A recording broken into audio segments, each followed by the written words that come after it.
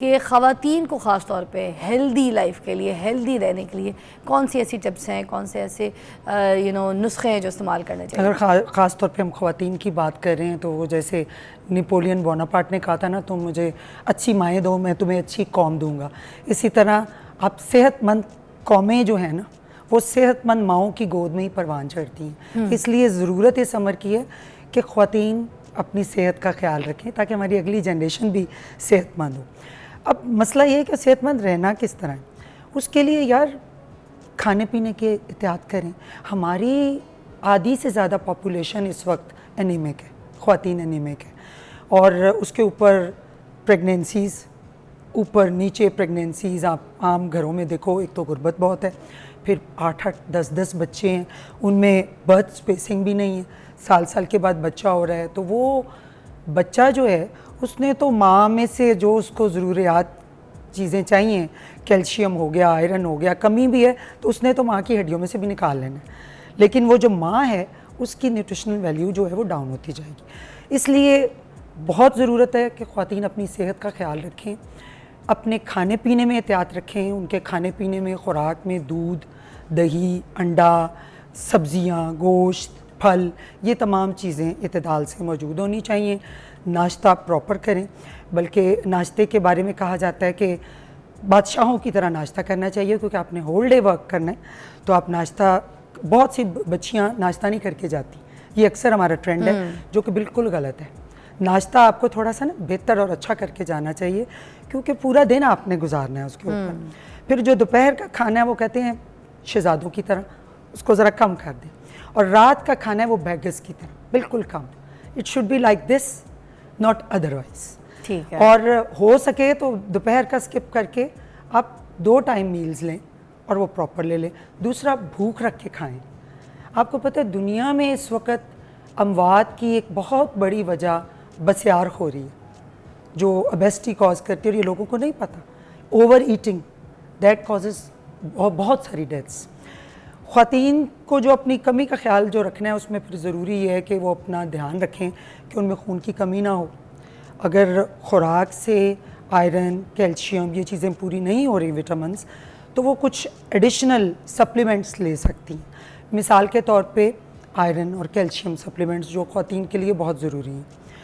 Iron supplements बहुत सस्ते market में अवेलेबल हैं, मतलब बड़े रीज़नेबल प्राइस पे, कोई सस्ते ब्रांड्स के भी मिल जाते हैं, जो ख़वातीन रेगुलर लेके अपना आयरन जो है वो नॉर्मल कर सकती हैं। क्योंकि वो ख़ातून जो लो हीमोग्लोबिन लेवल से या लो आयरन से प्रेगनेंसी शुरू करेगी, she is going to face difficulty in her pregnancy. पहले तो वो खुद बीमार होगी, फिर आने वाले बच्चे को सोचिए ना, एक इमारत सेहतमंद बच्चा पैदा नहीं, पहले इमारत ही कमज़ोर थी, ऊपर से एक एग्जर्शन प्रेगनेंसी की भी आ गई, तो वो कैसे चलेगी? उसको कैल्शियम सप्लीमेंट्स भी चाहिए, जिंक भी चाहिए, हाँ, कि वो कैल्शियम भी उसके अंदर पूरा हो। हमारी मतलब देखो, बुजुर्ग उम्र में तो जाके औरतों की हड्डियां कमज़ोर हो ही जाती हैं, तो जवान बच्चियों की डेफिशिएंसी इतनी डेफिशिएंसी है कि उनके घुटनों में से आवाज़ें आ रही हैं। बच्चा जैसे ही पैदा होता है उसके बाद जिस्म में से आवाज़ें आ रही हैं, ज़मीन पे बैठ नहीं सकती, बैठ जाएंगी उठ नहीं सकती, वो कहते हैं ना गोटे गिटे रह जाते हैं जवानी में। आप, हमारी माओ ने खालिस ग़िज़ाएं खाई हुई हैं, वो अभी तक चल रही थी। असल में हमें डाइटिंग ने भी मार दिया, बहुत सी लड़कियां जो है ना डाइटिंग के चक्कर में भी बीमार हो गई हैं। इतनी देसी घी वो नहीं खाती हैं, ऑलिव ऑयल का इस्तेमाल वो नहीं करेंगी, मक्खन उन्होंने नहीं खाना, जी मैं मोटे मोटा नहीं है। तमाम चीज़ें आपको थोड़ी थोड़ी मिकदार, और ये एंटी एजिंग भी। What you need is a balance diet. ये नहीं है कि आप बिल्कुल फाकाकशी शुरू कर दें। तो डॉक्टर साहब चलिए अब टॉपिक की तरफ आते हैं। एक चीज़ और है कि साथ exercise. I want stress only upon कि आप हेल्दी बैलेंस्ड फूड खाओ। दूसरी चीज़ों साथ ज़रूरी है कि आपको मोटाइल रहना है, आपको कुछ एक्सरसाइज करते रहना है, हिलते जुलते रहना है, हरकत में बरकत है, और उसमें आपकी सर्कुलेशन भी एक्टिव रहती है और आपको। अच्छा, मैं एक्सरसाइज के हवाले से ये भी बताना चाहूँगी, एक चीज़ मेंशन करना चाहूँगी। गाँव ग्राम में हमारी ऐसी औरतें, अम्माएँ हैं जो कि मैंने देखा है कि 130 साल की भी हैं, 125 साल की भी हैं। वो इस वजह से हैं, आपने देखा है वो बोरियाँ लाद के जा रही हैं, काट रही हैं, पूरी खेत काट के ऐसे उठा के लेके जा रही हैं, कितनी उनमें hard हमसे working है। ज़्यादा ताकत होती ज़्यादा है, ताकत। एनर्जी होती है, धूप में विटामिन डी सोर्स उनको मिल रहा होता है, लंबा लंबा चल रही होती है, सुबह बस टिका के नाश्ता करके निकली होती है, शाम को जाके एक टाइम का घर में खाना खाती है।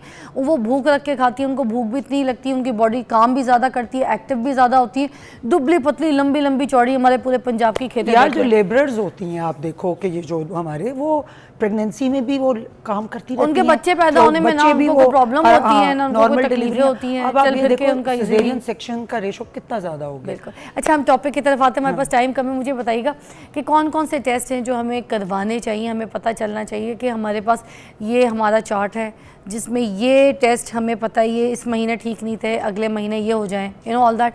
तो वो मंथ वाइज आप हमें बता दें या फिर ऐसे रेगुलर कोई टेस्ट जो हमें कराने चाहिए। देखो कुछ टेस्ट तो ये होता है कि अगर आप किसी एलिमेंट से गुजर रहे हो, कोई बीमारी है, तो वो आपका डॉक्टर आपको बेहतर बता सकता है कि आपने कितने ऑफन वो टेस्ट करवाने हैं और अपने उस पर चेक रखने अपने सारे सिस्टम पे।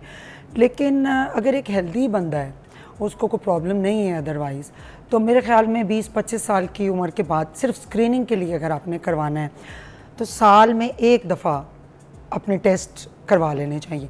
टेस्ट तो अब ये नहीं है कि A to Z आप सारे टेस्ट करवाओ, कुछ बेस लाइन टेस्ट हैं जो आप करवा सकते हैं, जिसमें CBC कंप्लीट ब्लड काउंट जो हम कहते हैं वो हो गए। फिर आपके वो जो अगर आपने अपने लिवर का स्टेटस देखना है तो लिवर फंक्शन टेस्ट हैं, किडनी का फंक्शन देखना है तो रीनल फंक्शन टेस्ट हैं। फिर लिपिड प्रोफाइल है जिसमें आप अपना कोलेस्ट्रॉल और अपने फैटी एसिड्स वगैरह का स्टेटस देख लेते हो। कंप्लीट एग्जामिनेशन यूरिन है, ये मोटे मोटे टेस्ट हैं जो आप करवा सकते हो। लंग स्टेटस देखना है तो एक्सरे चेस्ट हो सकता है।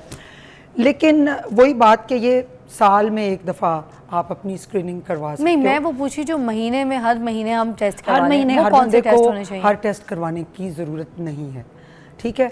और दूसरा सेल्फ वो नहीं करना चाहिए, ये भी ज़रूरत है कि आप किसी मुस्तनद डॉक्टर से मशवरा करके तो फिर टेस्ट करवाएं, क्योंकि वो आपके बेसलाइन टेस्ट करवाएगा। अगर उसमें कहीं कोई गड़बड़, कोई हिंट हमें मिलता है, then we go for more specialised test. वो हमें क्लू मिल जाता है उन बेसलाइन टेस्ट के बाद। कितनी देर में ब्लड टेस्ट करवाने चाहिए और फिर कौन कौन से? नॉर्मली तो साल के बाद, लेकिन अगर कोई साल के बाद कराने ये तो मैं जनरल कह रही हूँ ना, जो एक हेल्दी बंदा, हेल्दी एडल्ट। लेकिन अगर फ़र्ज़ करो कोई बंदा ब्लड प्रेशर का मरीज़ है या डायबिटीज़ है, डायबिटीज़ से गुजर रहा है, या हार्ट का पेशेंट है, या कैंसर का पेशेंट है, या कोई पेशेंट या जो जिसको आजकल ऑटोइम्यून बहुत सी डिजीज़ भी हैं जिनमें बहुत सी मेडिसिन्स दी जाती हैं, इन हालात में तो डॉक्टर ख़ुद गाइड करता है कि जी 3-3 महीने के बाद आपने ये टेस्ट, जिनमें CBC तो सर फहरिस्त होती है कि आपने करवानी है, और उसके अलावा बाकी जो एज़ पर ज़रूरत। CBC से हमें बहुत सी चीज़ों के क्लूज़ मिल जाते हैं। CBC से मुराद है कंप्लीट ब्लड काउंट। इसमें मेन जो चीदा चीज़ें हैं ना, वो हैं आपके red blood cells, white blood cell count और प्लेटलेट्स। ये 3 चीज़ें जो है ना बड़ी इंपॉर्टेंट हैं, जो हमें बहुत सी बीमारियों के क्लू दे देती हैं और आपका हेल्थ स्टेटस बता देती हैं। मिसाल के तौर पे वाइट ब्लड सेल्स 5 अक़साम के हैं, मज़ीद आगे जैसे न्यूट्रोफिल्स हैं, लिम्फोसाइट्स हैं, बेजोफिल्स हैं, ईओसिनोफिल्स हैं, मोनोसाइट्स हैं। वो आपको आइडिया दे देते हैं अगर आपको कोई पस है या कोई बैक्टीरियल इन्फेक्शन है तो आपके वो जो वाइट ब्लड सेल्स में से न्यूट्रोफिल्स हैं ना, वो आपके रेज्ड होंगे। वो आपको देखते ही डॉक्टर को पता चल जाता है इसके कहीं बॉडी में देयर इज़ समथिंग रॉन्ग, कहीं कोई पस है जो आपने ट्रीट करनी है। तो इसी तरह बाकी भी सेल्स, खून के खुलिए कम हैं, हीमोग्लोबिन अगर आपकी कम उसमें नज़र आ रही है तो आपको आइडिया हो जाता है कि कोई आयरन डेफिशिएंसी एनीमिया है या बंदा एनीमिक है, तो आपको मज़ीद स्पेशलाइज्ड सेल्स की वो उसके टेस्ट एक ब्रेक लेते हैं। ब्रेक के बाद हम मज़ीद इन्हीं टेस्ट के बारे में जानेंगे। आप लाइव कॉल भी कर सकते हैं अगर आपको कुछ पूछना है कि किस तरीके का टेस्ट आप चाह रहे हैं और आपको भी समझ नहीं आ रही आपकी बॉडी की क्या इश्यूज़ हैं, तो आप हमसे डिस्कस कर सकते हैं लाइव कॉल पे। Take a break.